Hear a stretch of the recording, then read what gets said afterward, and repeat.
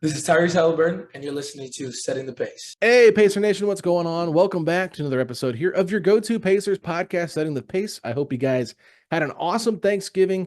I know it was not the way you wanted to see things go on your Friday night with the Pacers losing 130 to 106, but hey, we're in the holiday spirit, so hopefully you guys are doing well, enjoyed some time off, got to be with family and friends and whatnot. But let's talk about this game. There's a lot of ways we could go with it, but let's just kind of set the stage here, okay? Detroit 2-0 in NBA Cup games. Pacers 0-2. The Magic won tonight. The Knicks won tonight. The Hawks won tonight. So Indiana was officially eliminated from NBA Cup contention before this game began. And I think the Pistons were well aware of that. And the Pistons desperately needed to win this game so they could stay at 3-0 in the cup play with the Milwaukee Bucks. And so they will face Milwaukee next Tuesday in Detroit. So this was a massive game for them. And you guys probably can go back to last year and remember how important the Pacers games were when they had to win. They had to beat Detroit at home on the night after Thanksgiving. And so they did that and they dominated them, right? They had that game against the Hawks, against the Sixers and the Cavs. So like this was understandable, right? Like you have to win these games and you bring your play up another level. And you could feel that pretty much from the beginning of the game till the end of the game. Detroit played with more energy, more effort. They were more competitive. They were more forceful. It was just from top to bottom, they completely outworked Indiana. Now, I was excited to see how the Pacers would come out knowing that they could play spoiler to Detroit because you never want to give a division rival any glimmer of hope to feel good about themselves and build off something, right? Because look what this did for Indiana last year. Yeah, they had a rough stretch after the cup, but they were able to use that momentum throughout the regular season to get ready for the playoffs. So I think when you think about allowing Detroit to just kind of like get this opportunity to experience high level basketball, now they're going to feel more confident who they are. And this is a good young team with good young players. So I think that tonight I was expecting Indiana to be a little bit more competitive in their final game of this homestand. They went 3-0 before this game, ended up going 3-1. I think if you tell me Monday or Sunday before the game started against Washington, they went 3-1 on this homestand, I would feel good about it. Not great. You wanted to go 4-0, but still, you're only 2 games under 500 compared to being 6-10 where you started the week out with. So you got to look at the positives a little bit here, right? But I think that Detroit was just more hungry, and I wanted to see Indiana kind of play spoiler because I thought it was a great opportunity to do that. So unfortunately, it was the complete opposite. Detroit just came out, absolutely smashed Indiana in the mouth, and I was highly disappointed with the effort the Pacers showed tonight. Now, let's give Detroit credit. It wasn't just because of a lack of effort from Indiana, but the execution was very high on Detroit's end. They had a lot of open shots. Indiana really struggled in transition defense and in switching defense, and they let a lot of guys loose. And Detroit was able to take advantage of that. They ended up winning the rebounding battle 44-32. So 12 more rebounds for the Detroit Pistons. And then they shot 18 of 38 from three, where Indiana just shot 12 of 33. So you get outscored by 18 from the three-point line.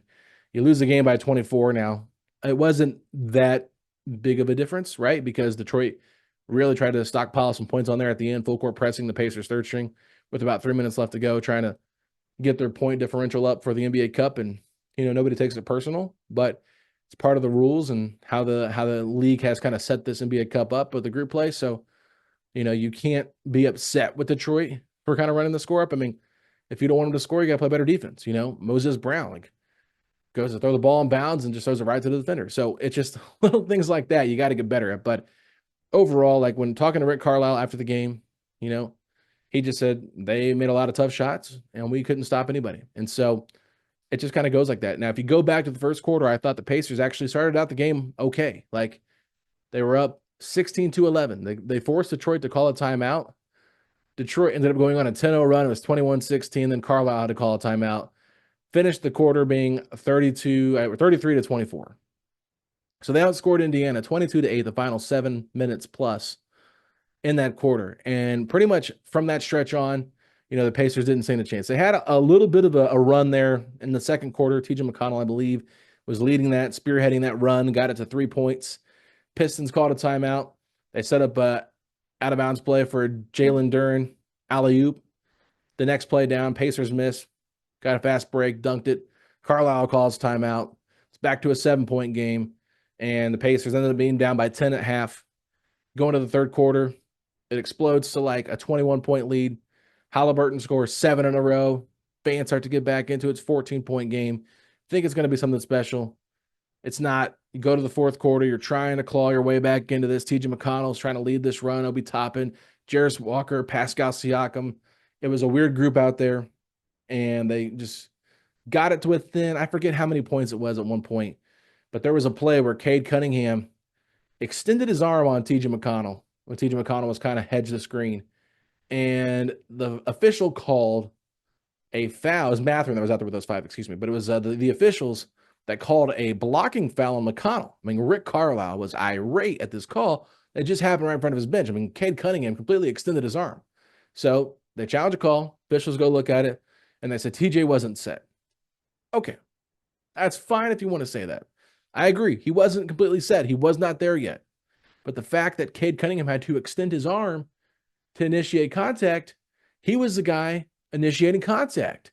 So, to me, it should have been a foul on Cade or a no call. And, they try to explain why it was a foul on McConnell. Lloyd Pierce, Rick Carlisle were, not happy at all. Matherin was not going at anybody, but he was showing the refs, like, what are we talking about here? Guy completely, fully extended his arm way past what he should. He's one that created the contact. Why is that a foul on TJ? So, anyway, call goes against Indiana. Then Detroit ends up making the 3 on that possession. And it kind of just like spiraled out of control at that point. And the Pacers pretty much were mentally out of the game. So, it just, you got to give Detroit credit. It wasn't something that, in my opinion, that, Detroit was getting a whistle that was more beneficial, right? I know a lot of fans felt like it was 8-on-5 tonight, but when Tyrese Halliburton talked about it after the game, he said, no, I'm sure there were calls that they didn't like on their end, and JB Bickerstaff was very upset. If you go back in the first quarter, they called the ball out of bounds off Detroit that clearly Matherin lost out. Matherin tried to even heading the other way. And so they had to use a challenge on that. And I mean, that was an unnecessary challenge for them. So, it's just, officiating is not easy in the NBA, but it feels like sometimes there's just some really unfair whistles. And I asked Rick Carlisle after the game. It was a horribly worded question. I was so embarrassed how I asked that, but eventually got to what I was trying to ask. And basically I was just like, Detroit's defense just felt like they were really making it hard for Indiana's offense to score. What were you kind of seeing from them? And he's like, look, man, the level of physicality is real in today's NBA. And he said, you can cry about a foul on every single possession if you want to, but you got to learn how to play through it. And I agree with him. I thought Detroit was just a more physical team tonight. Indiana just struggled, in my opinion, on the offensive side to get clean looks. I don't know how many times I looked up and the Pacers were trying to get a shot off with 5 seconds or less on the shot clock. They were getting way too deep into the shot clock, and the ball was not moving. It was a lot of stagnant offense, in my opinion, and the Pacers were not able to really get anything going. Matherin had a couple nice buckets here and there. Like I said, Halliburton had a nice spurt. Pascal ended up with 21 for the night, and I know that Walker had a couple threes there in the first quarter and had some nice scoring moments, and McConnell did the same thing. He had 12 points, but it was just never consistent. It was never, hey, let's move the ball around. And sometimes when guys did have open shots, they were hesitating to take them. Not sure what to do with the ball. It wasn't a lot of quick decision stuff. It was a lot of they're kind of slow to react. And I think that's why when you ask TJ McConnell, when you ask Tyrese Halliburton, everybody was just a step slow tonight. So it's over, right? You got to move on from it. You can't dwell on it, but this is a game the Pacers will want to, burn the film, right? Watch it once, get it out of your memory. But Malik Beasley tonight, 25 points off the bench, a plus 30 in the game, 10 of 14 from the field. We've been clowning Malik Beasley from his time with Milwaukee and what he said about the Pacers, but he was absolutely deadly tonight. The Pacers were so bad in their man-to-man defense. They went to a zone to switch things up. And now the zone was not great, right? But at the end of the day, you saw the Pacers trying to find things that would work. And the big question here now is, what do the Pacers do with their center rotation? We got to have an honest conversation because Miles Turner played 28 minutes tonight. Probably could have played more. But aside from a fourth quarter stretch there for about 2 minutes, Obi Toppin has been not good at the backup five for the last couple of weeks, really all season long. He's really struggled this year. And I think a lot of it has to do with the way the Pacers play. They're not playing the same fast pace they played last year. They're playing more of a half court style at certain times. And Tyrese is trying to figure out how to adjust, and he's doing that. But, when you look at the system Indiana ran last year, if you're trying to replicate that this year, I think the player that is absolutely getting hurt the worst from that is Obi Toppin. Obi Toppin to me is a gifted three-point shooter and a gifted streaker when you're going out and running in transition, right? Fills the lanes perfectly. He can usually get you an alley-oop once a game, maybe once every other game, but he's going to get some good looks from three, but he just really struggled. He ended up getting a tip off a jump ball from Pascal. Pascal and Cade Cunningham were tied up, and Pascal won the jump ball, tipped it to Obi. There was 3 seconds left on the shot clock. I don't know what Obi was seeing, but he just kind of caught it and shot it real quick, and he made the basket, and I think he got fouled too. So at that point, Rick Carlisle had sent Enrique Freeman to the scorer's table to check in. Now, I can't confirm that it was for Obi Toppin, but I would almost guarantee that it was because Obi was not playing good in this game. And so Obi at the 5 has not been a good experiment.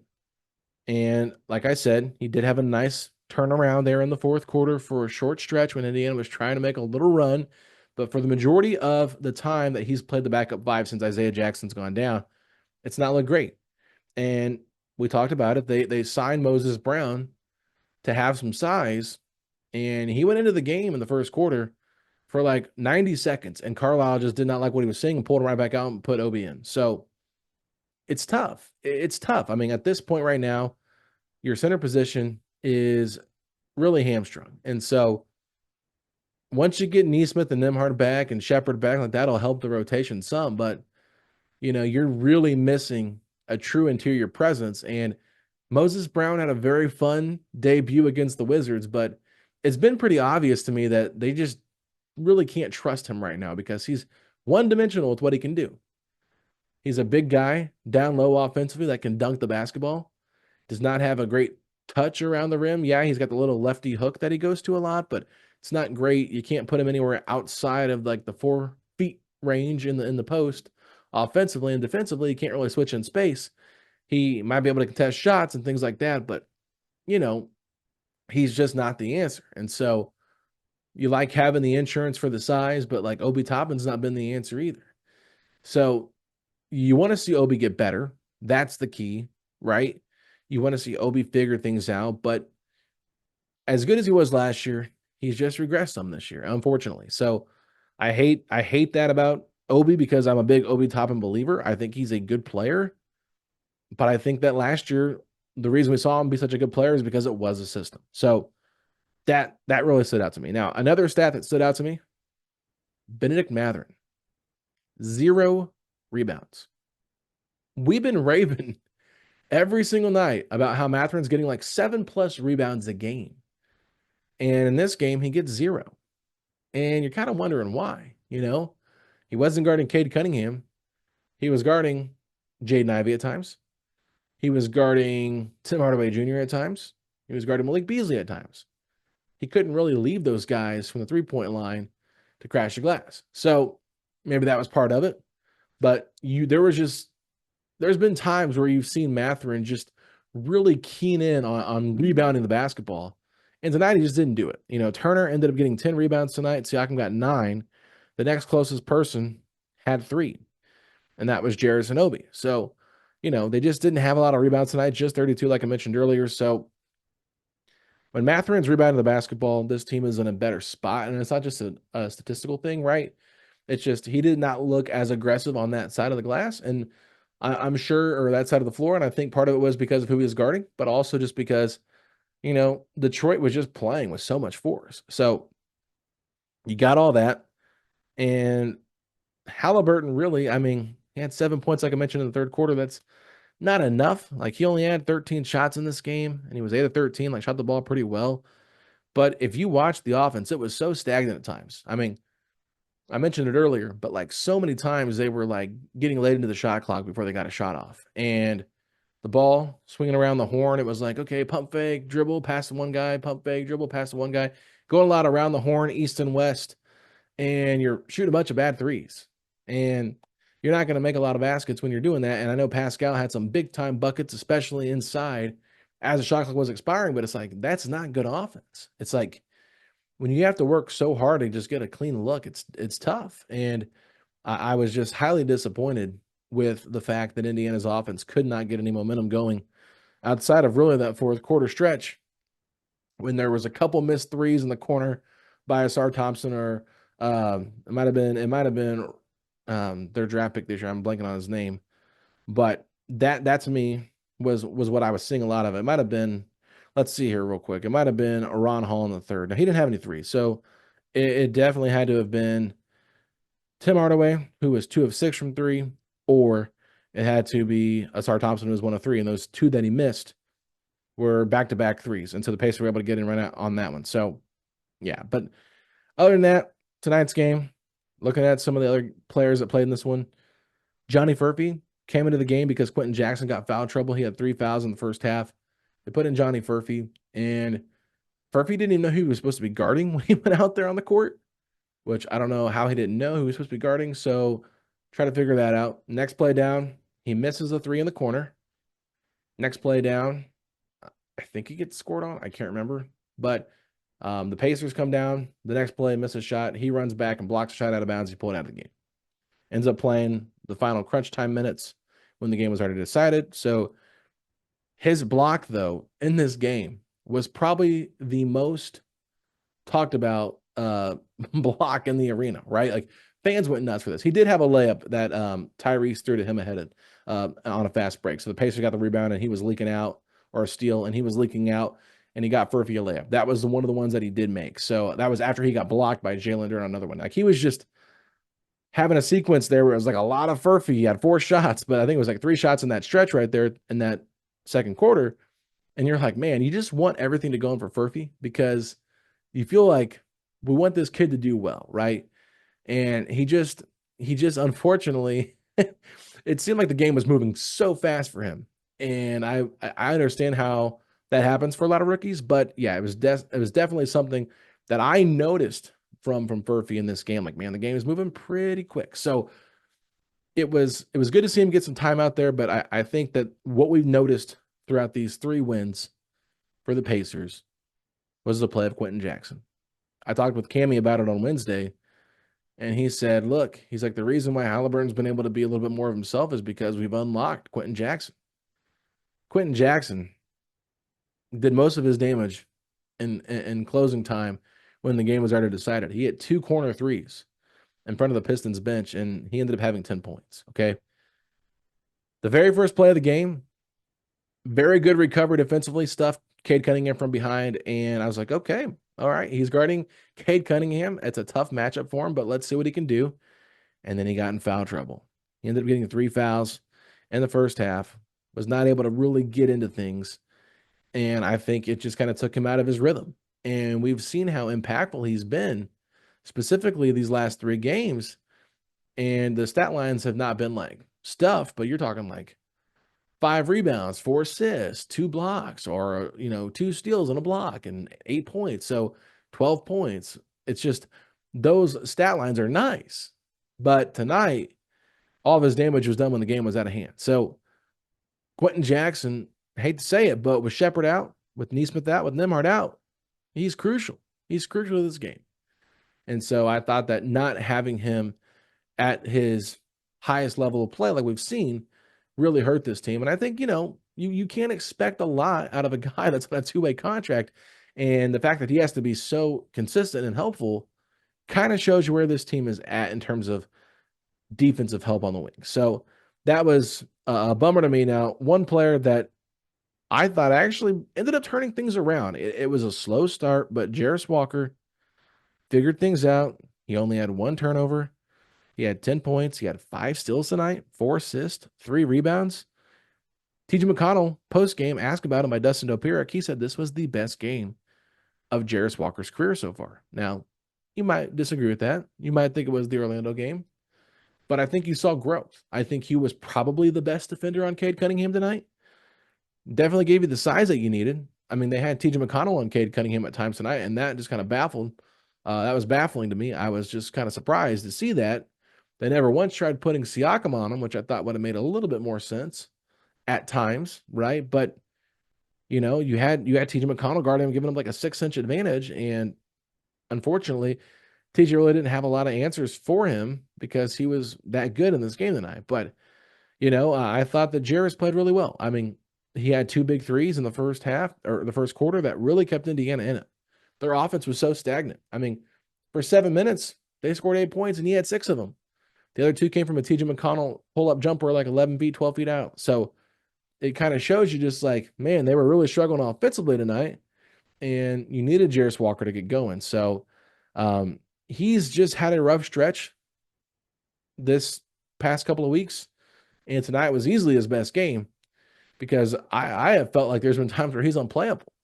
And I'm thinking to myself, how are they going to trust him to play any significant minutes when this team gets everybody back healthy? Who is the guy that's going to go out? Is it going to be Walker? Is Shepard going to lose his spot?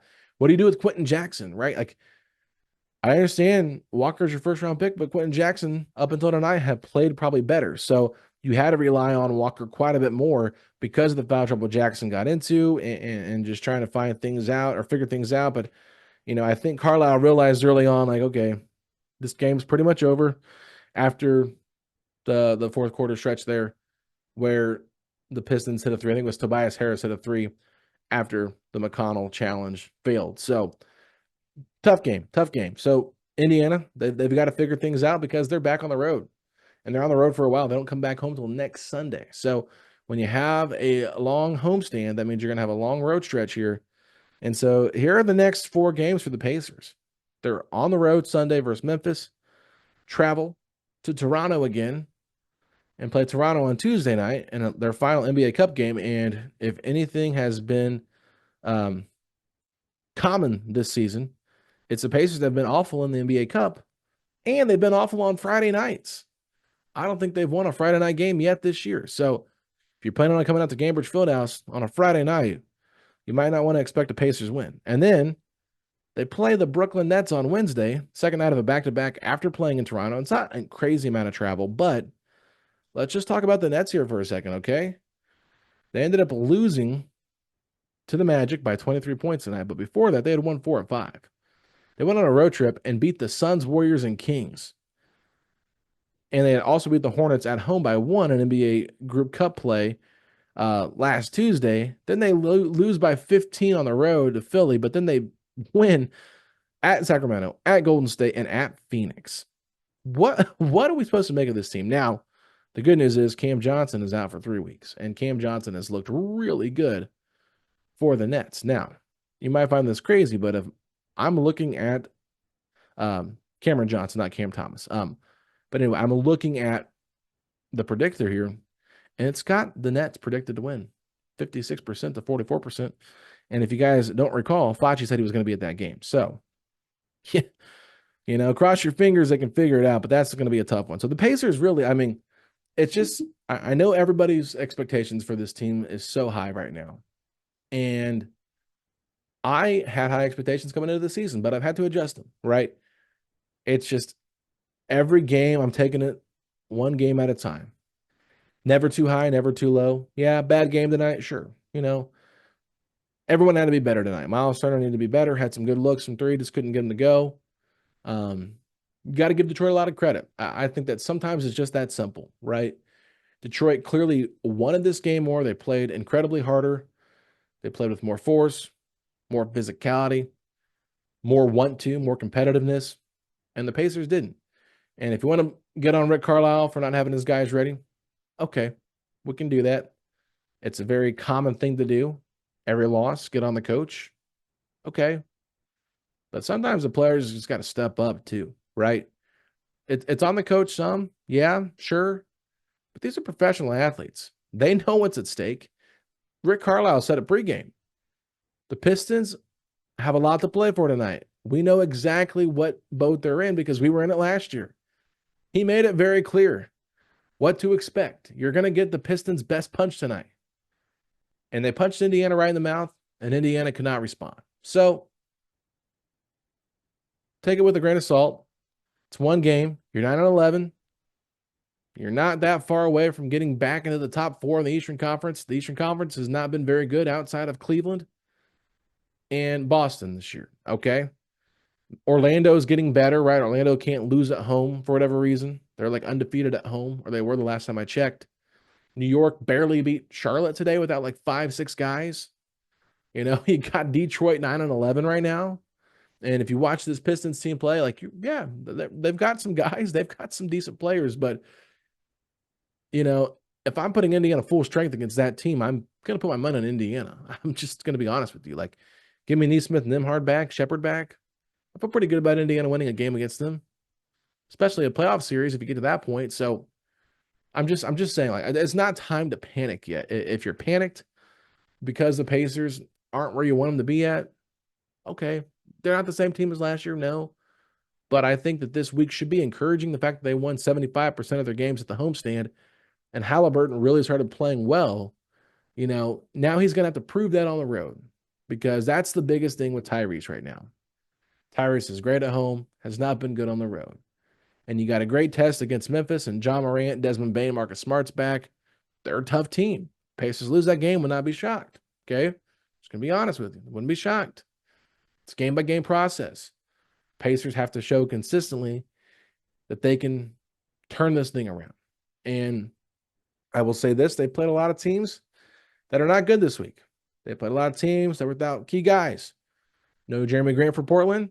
No Brandon Ingram or Zion Williamson for the Pelicans. I think for the most part, right, Washington was fully healthy outside of Jordan Poole. So, you know, you've got some breaks here while you've also been dealing with some injuries yourself. But, you know, you play a team that's fully healthy in Detroit.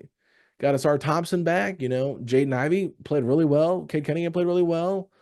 Tobias Harris had some nice moments. Jalen Duren was awesome in this game. Malik Beasley was really good in this game. Like, Simone Fontecchio was good in this game when he played. Like, yeah, like you cannot underestimate anybody. I don't care who they look like or what their record says they are. You can't overlook somebody. You cannot underplay somebody. So anyway, tough game tonight.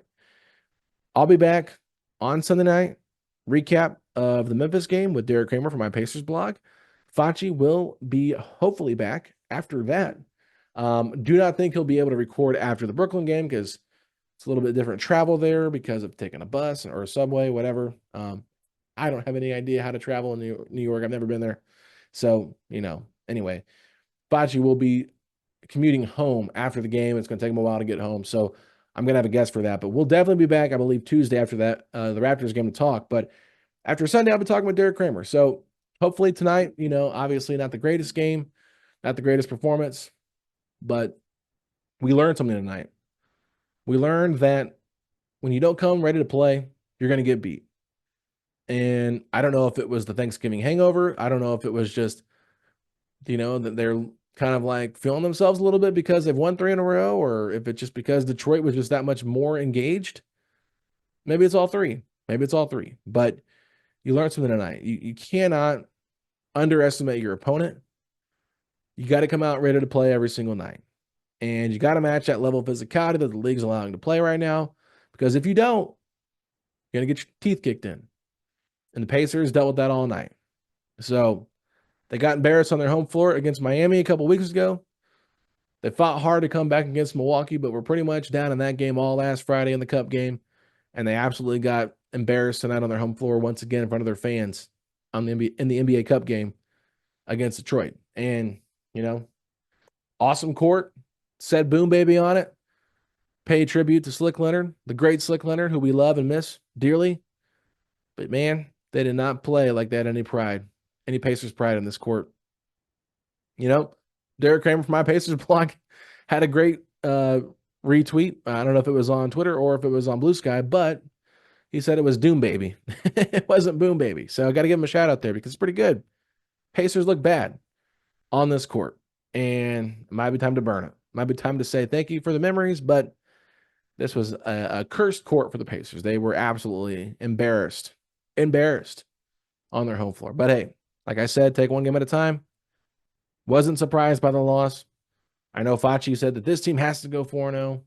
I thought 3-1 would make me feel pretty good. So I feel better about this team. If you want to look at glass half full, I feel like Tyrese looking a lot better. I think Miles has looked a lot better.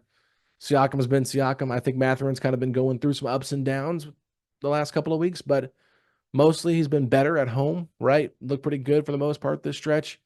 Tonight was not the greatest game for him. He had some offensive bursts there at the beginning of the fourth.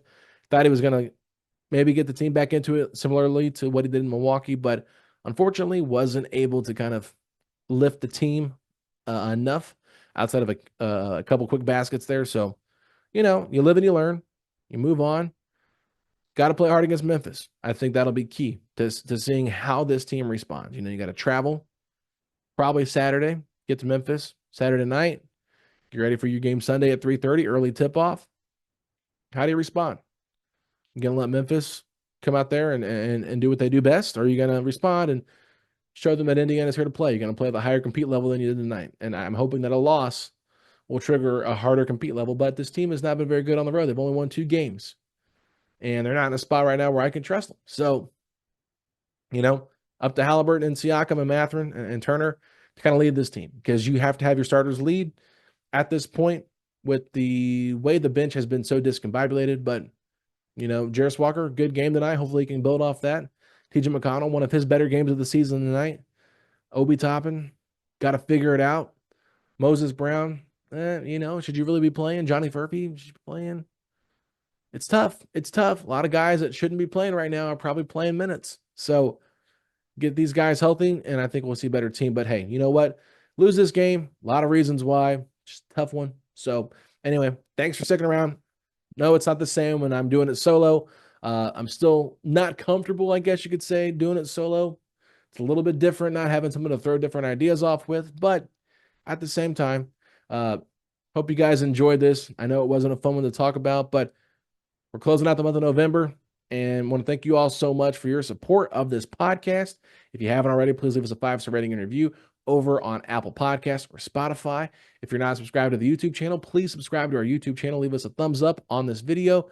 Let us know what you think in the comment section about this game, and let me know the things that I missed. Obviously, hard for me to stay on track. I'm not giving any of the player awards out tonight because this was such a bad game.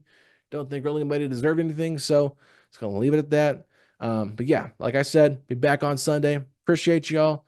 Hope you all have a great rest of your weekend. And yeah, let's go Pacers.